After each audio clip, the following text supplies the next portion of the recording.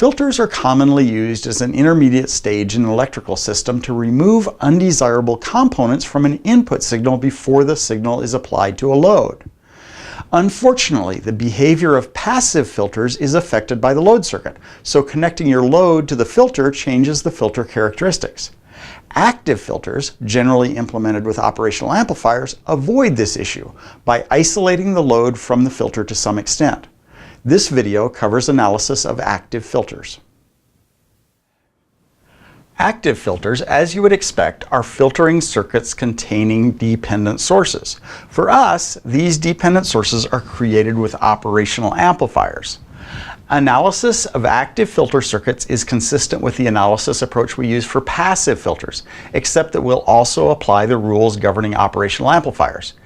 In general, the analysis will be identical to the analysis of purely resistive operational amplifier circuits, except that we'll use impedances instead of resistances.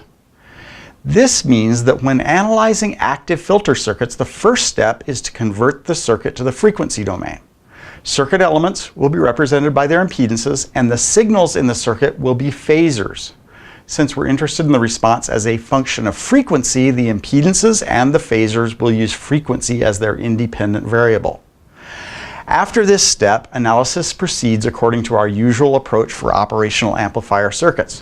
One of these steps is to apply our usual op-amp rules, that the currents into the input terminals of the op-amp are zero, and there is no voltage difference across the input terminals of the op-amp. A typical step also includes applying KCL at one or both of the op-amp input terminals. There may be additional steps depending on the specific circuit being analyzed. Active filters have a significant advantage over passive filters in that the op-amp can be used to isolate the filter circuit from the load and the input. That means that the filter can be designed without knowing a lot about the input or the loading circuit. This can be especially useful in cases where the filter design is being performed before the load design is finalized. This circuit is an active high-pass filter. The first thing we need to do is convert this circuit to the frequency domain.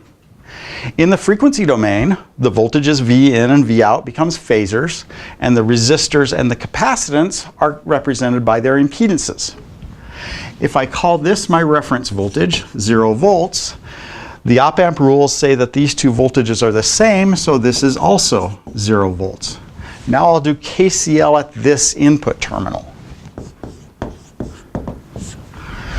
This current is equal to 0 volts minus Vn over the sum of these two impedances, R1 plus 1 over j omega c. This current is 0 minus V out over R2.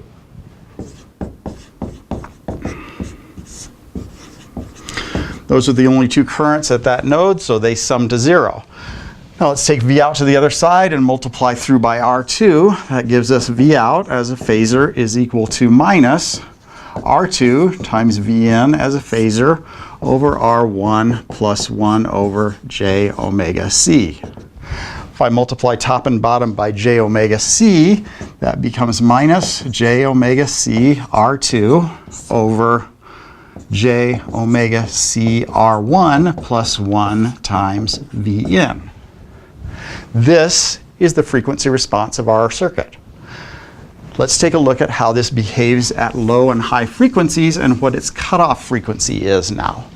As omega goes to 0, this becomes 0 over 1, so the magnitude of h of j0 is equal to 0. As omega goes to infinity, this becomes infinity over infinity, and the magnitude at h of j infinity is equal to 1. So this is actually a high-pass filter. The magnitude response is high at high frequencies and low at low frequencies. This frequency response is in standard form. So the corner frequency, omega sub c, is 1 over R1 times c. Those are the parameters for the filter.